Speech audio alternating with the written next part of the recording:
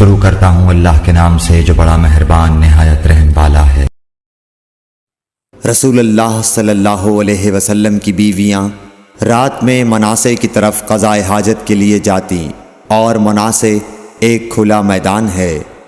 تو حضرت عمر رسول اللہ صلی اللہ علیہ وسلم سے کہا کرتے تھے کہ اپنی بیویوں کو پردہ کرائیے، مگر رسول اللہ صلی اللہ علیہ وسلم نے اس پر عمل نہیں کیا۔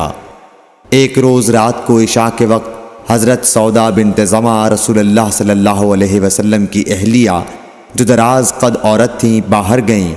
حضرت عمر رضی اللہ عنہ نے انہیں آواز دی اور کہا ہم نے تمہیں پہچان لیا، اور ان کی خواہش یہ تھی کہ پردے کا حکم نازل ہو جائے، چنانچہ اس کے بعد اللہ نے پردے کا حکم نازل فرما دیا۔